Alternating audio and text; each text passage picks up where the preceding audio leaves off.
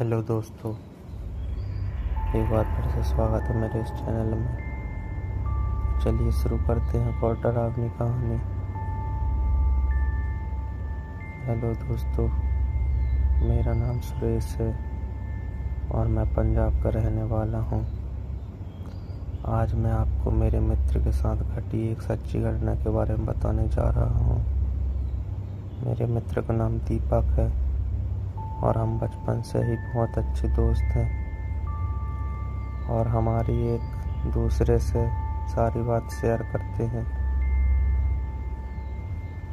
हम जब कॉलेज में आए थे तब दीपक की सगाई हो गई थी।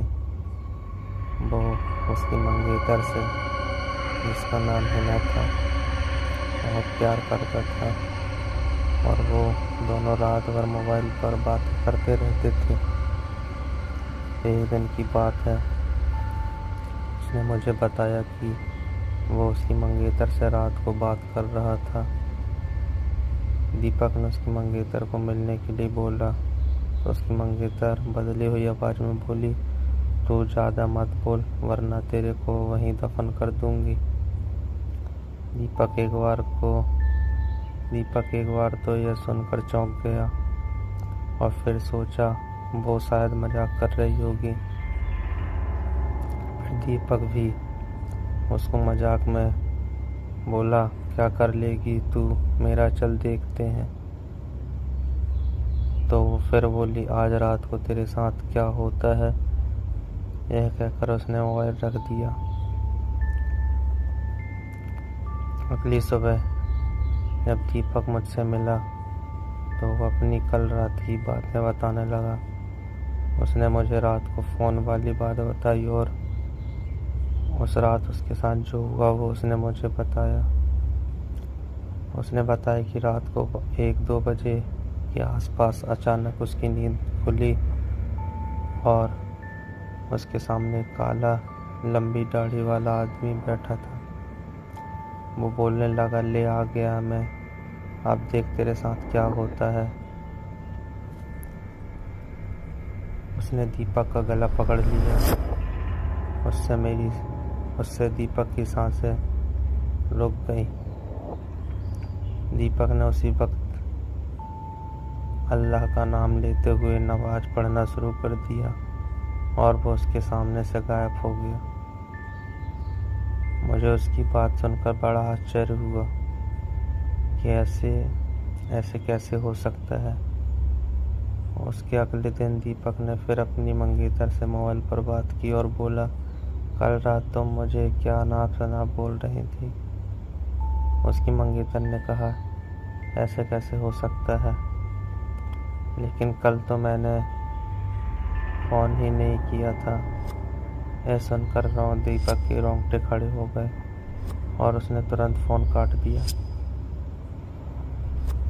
उसी वक्त दीपक ने मुझे फ़ोन किया कि उसकी मंगेतर की तबीयत खराब है और कल उसके घर पर चलना है। अगले दिन हम दोनों तैयार होकर दीपक की मंगेतर के घर गए।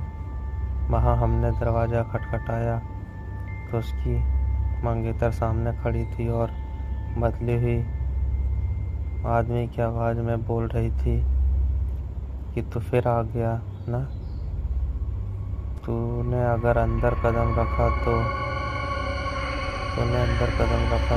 यहीं पर तेरी अर्थी निकाल लूँगा।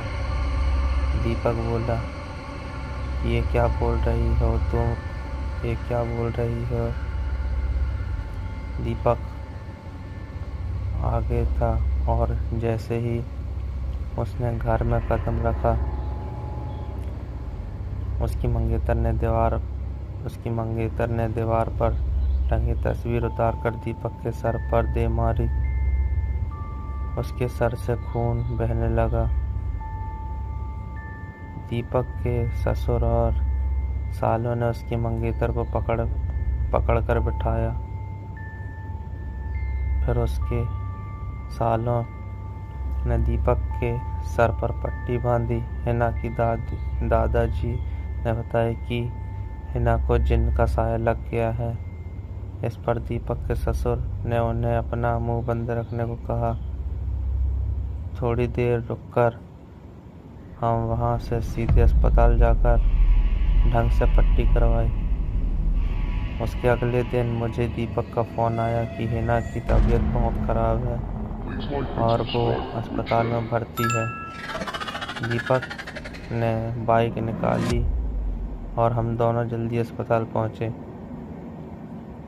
वहाँ पर पहुँचते ही डॉक्टर से हिना की हालत पूछी तो उन्होंने बताया कि उसकी हालत बहुत नाजुक है। कौन सी बीमारी है वो पता नहीं चल पा रहा है और उसके घर वालों को डॉक्टर ने दीपक को घर ले जाने को कहा। सभी हैरान थे कि ऐसी क्या बीमारी है जिसका इलाज डॉक्टर के पास भी नहीं है। और उसके घर वाले हिना को घर ले आए। हिना ने दीपक को बुलाया और कहा कि अब मैं ज़्यादा दिन जिंदा नहीं रह पाऊंगी और तुम किसी अच्छी लड़की से शादी कर लेना। यह सुनकर दीपक की आंखों में आंसू आ गए और बोलने लगा कि मैं तुम्हें मरने नहीं दूंगा। फिर हिना के दादाजी ने उसको एक बाबा के पास ले जाने को कहा। हम सबको बाबा के पास ले गए और बाबा ने बताया कि इसको एक बुरे जिन ने जकड़ लिया है, जिसकी वजह से वह इसके शरीर को नुकसान पहुंचा रहा है। अब बहुत देर हो गई है। बाबा ने बताया कि इसका एक ही इलाज है। यहाँ से 100 किलोमीटर दूर दरगाह है, वहाँ इसका इलाज हो सकता है। और बाबा ने बताया कि इसके साथ वही इंसान जाएगा जिसे वो सबसे ज़्यादा चाहती है। दीपक ने कहा कि मैं चला जाऊंगा, मुझे बाइक भी चलाने आती है। रात 2 बजे दीपक और हिना दोनों बाइक पर निकल पड़े, लेकिन आधे घंटे बाद किसी का फ़ोन आया कि दीपक और हिना का एक्सीडेंट हो गया है और वो मारे गए हैं। यह सुनकर रो कर बुरा हाल हो गया। मेरा सबसे करीबी दोस्त अब इस दुनिया में नहीं रहा। मेरे ढोल जुदाई दी, तेनू खबर